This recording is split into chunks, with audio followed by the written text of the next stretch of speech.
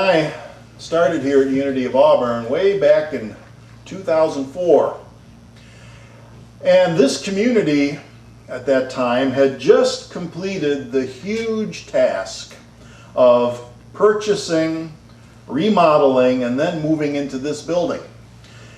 April 20th, 2003, which was Easter Sunday, was the first official Sunday at this location.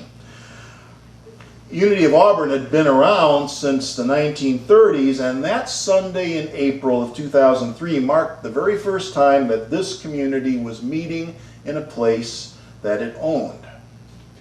Now, you don't go out and buy a building like this and then remodel it on a whim. Everyone needed to be on the same page. There had to be a shared sense of purpose and a single-pointed will to make that happen. And there's also a bit of a, shall we say, a leap of faith involved, or as I like to put it, a leap of trust. You do your homework, you're informed, you have your map all laid out, and there's always that one step that takes you out of your familiar zone and into the great unknown. You know, there's always a point in every major project. I remember we were having our backyard completely redone here back in 2011 or something like that back home. And there always comes a point where you look out there at the destruction that happens before the construction begins, and you say, oh my God, what have we done? You know, it looked like the surface of the moon back there, but that's the point that you have to kind of push through, that leap into the great unknown. So prior to that, Unity of Auburn had always rented the space that they used. And there's nothing wrong with renting space, but it does involve a lot of inherent uncertainty and insecurity, because rent increases can be common, especially during booming economic times. And there's always the possibility that the owner might sell the property to someone who wants to use it for something other than rental space, and so it's an uncertain existence. So this was a major project, and once the project was completed, once that focused sense of purpose was finished, the big question became, what's next?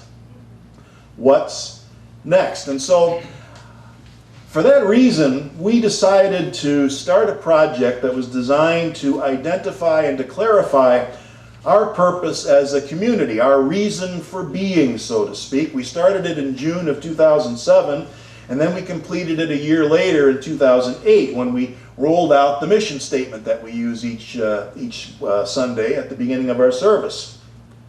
Now, I'm sure everyone here is aware of what our mission statement is, but not everyone may be aware of how it came into existence, which is just as important as the statement itself. The process was important here.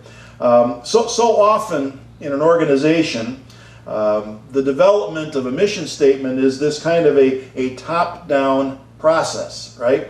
Leadership as a board or an executive committee gets together, and often they have the help of a PR person or something like that, and they come up with something that they think will, for lack of a better term, sell. Something that they can use to try to get everybody else on board. We didn't want that. We wanted this to be a collective effort, what you might call a grassroots project that would draw upon the input of everyone and anyone who wanted or cared to be involved. So, in order to do that, we wanted to hear what it was that people valued about their experience here, as well as what they valued about their own unique gifts that they bring to the world. Those are all equally important in this process. We wanted to know, what is it in life that excites, inspires you? What is it that each of us brings to the table that we want to enthusiastically share with others? So the method that we used for this was something that is known as appreciative inquiry. Appreciative inquiry is the study and exploration of what gives life to human systems at their best. Identifying life-giving strengths in ourselves and in the larger community. It's an organizational development tool that was developed at the School of Management at Case Western University, which means it was based on empirical research that demonstrated that it works, that it's practical, that it's useful. And the process is designed to find out what people value about an organization or a community. Now, this is the organization that now works with it throughout the world, called the Corporation for Positive Change. As you can see, they have branches all over the world now. And one of the key ideas of appreciative inquiry is this one here. As soon as you start asking the right questions, positive questions, mind you, the shift starts to happen, and that means change at the speed of imagination. That's the basic idea behind it. Now, at the time, 2007, Karen had just completed a certification process to become an appreciative inquiry practitioner. So this project here was her internship project, so to speak. We had 97 participants who agreed to be interviewed. Actually, the way it works is that the participants interview each other. They use questions that we prepared. So 97 participants is more than sufficient from a statistical standpoint. I mean, if you get 10% of your population, you're doing great, and we had much, much more than that. The results of these interviews totaled over 500 pages. We read every one of them, and then we had them transcribed digitally so that we could review the results using qualitative analysis software, which was something that enabled us to identify main ideas, keywords and themes and things like that. I remember after we did that, we had a big piece of newsprint taped up on the wall over here in the sanctuary. And we started taking all of the themes, the words, the ideas, and we were writing them down, and we were grouping them and finding ways to link them all together. And that's how our mission statement was born. Not from the top down, but out of the entire community. And by far, the one thing that everyone talked about the most was the message. 79 comments about what we teach in the Unity movement, using words like positive, practical, openness to other faiths, talking about the variety and diversity of classes and workshops, how the message made a difference in people's lives. There were stories that people told about how what we do and teach here helped them to deal with all sorts of big life issues like divorce, job loss, illness, the death of a loved one, things like that. The message was that what we teach here helps people to lift their outlook on life and instill the sense of hope and optimism in them. Now, closely related to the theme of message was education. There are a lot of lifelong learners here who just love discovering and playing with new and exciting ideas about all sorts of things, and then finding out how we can use those ideas to make not just our lives better, but to make the world a better place. The next focus after that was community. The way that people felt that they were welcome, accepted, supported, no judgment or guilt, a place to belong that was inclusive and open. Some of the responses used words like calling this a family of choice, a safe, uplifting, loving place, and that's really so important in our world today.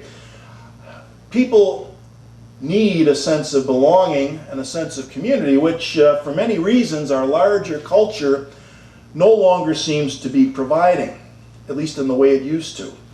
I think you can see that our activities and our services are all an important part of trying to create and support this sense of a vibrant, inclusive community that so many people talked about. That's what guides us and drives us.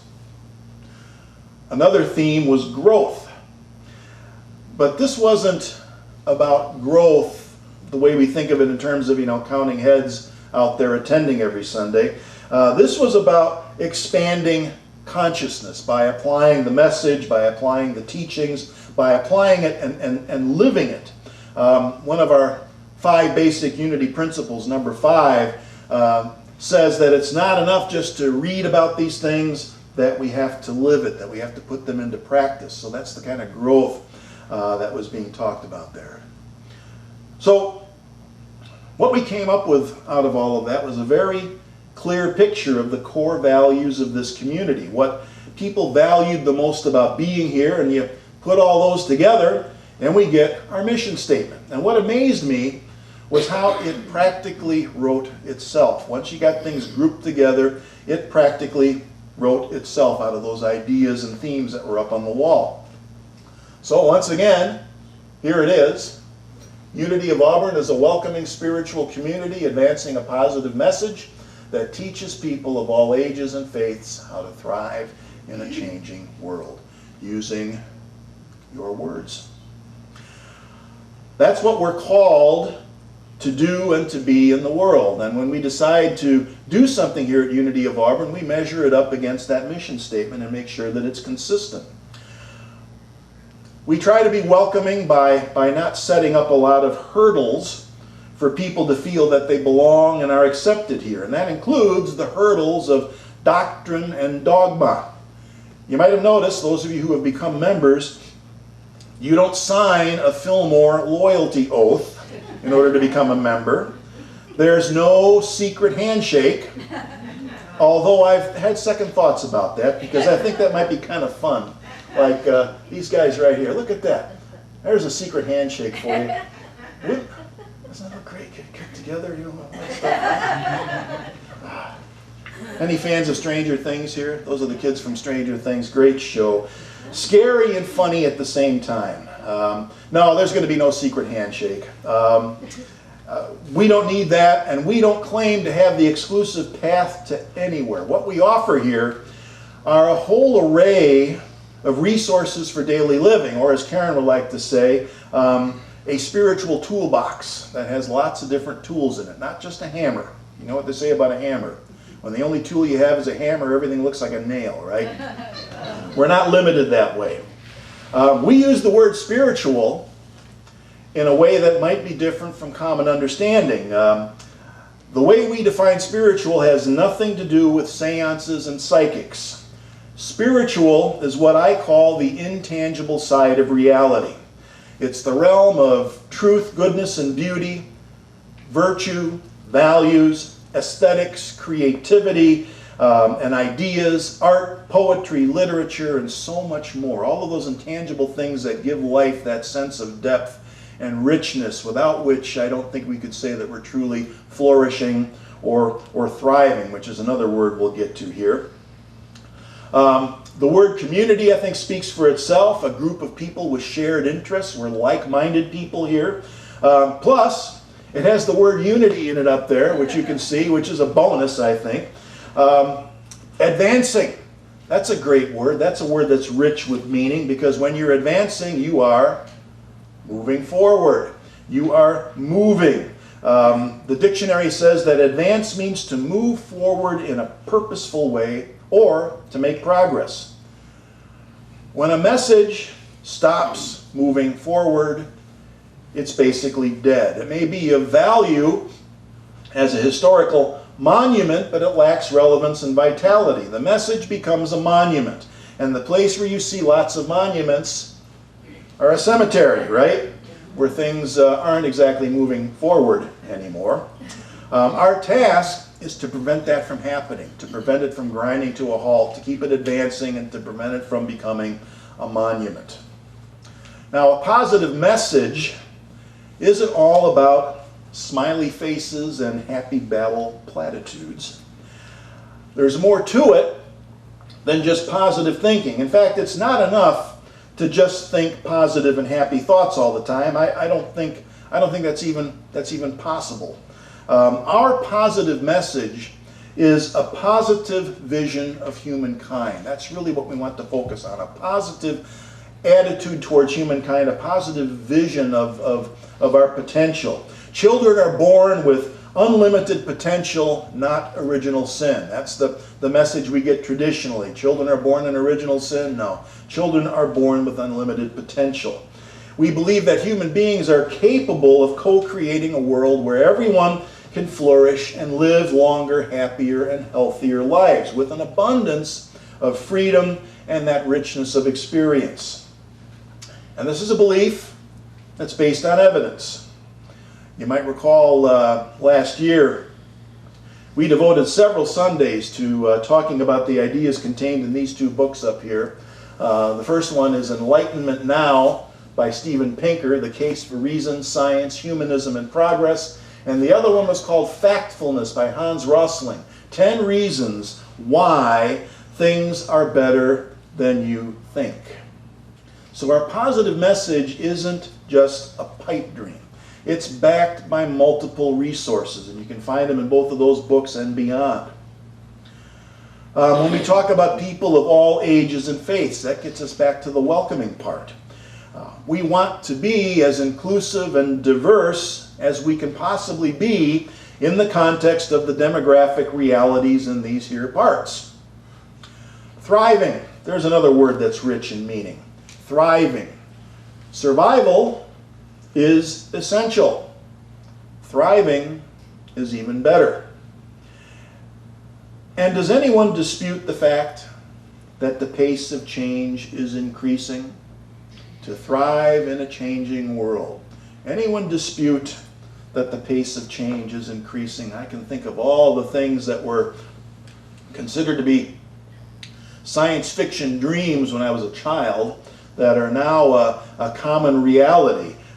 You can see that most clearly in the realm of technology, but there are other ways that our world is changing that can also have a direct effect on our experience of life.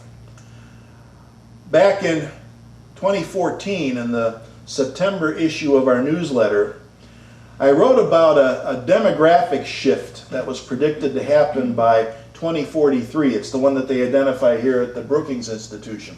The U.S. will become minority white in 2045, census projects, and there's lots of other organizations that concur. Youthful minorities are the engine of future growth. So back then, 2014, I had a question. And the question I had was this: how will today's majority be remembered when they have moved into minority status? What will be their legacy and example of moral and ethical behavior in the face of that they're passing on to the new majority? I think recently we've been seeing the reactionary side of this transition. Charlottesville in 2017 with people chanting, "You will not replace us." And then the recent attacks in Gilroy and El Paso by people who really hate the thought of what's happening. Those are real problems in a changing world.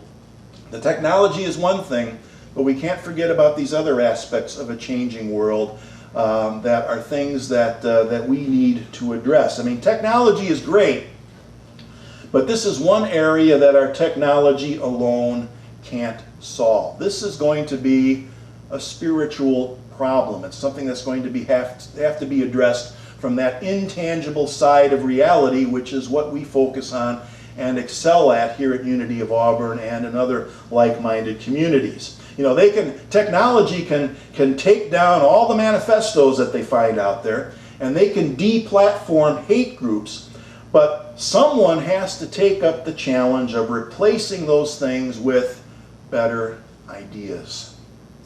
That someone could be, should be us.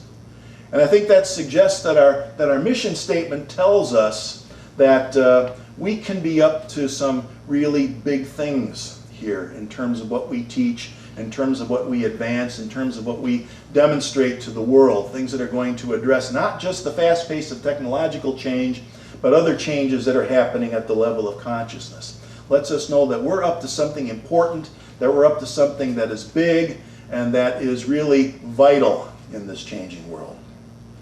So that's our mission statement. That's our mission. Should we decide to accept it, as they used to say in that old TV show, our mission here, should we decide to accept it, that's why we bring it up each week, to remind ourselves that we're up to something big. Now next week, I hope you all come back next week, because it's the Sunday before the World Day of Prayer, which is on the 12th this year. Our chaplains will be leading the service in honor of the World Day of Prayer. And so we look forward to that, and then we'll pick up again with the series in 2 weeks. So see you next time. Thank you.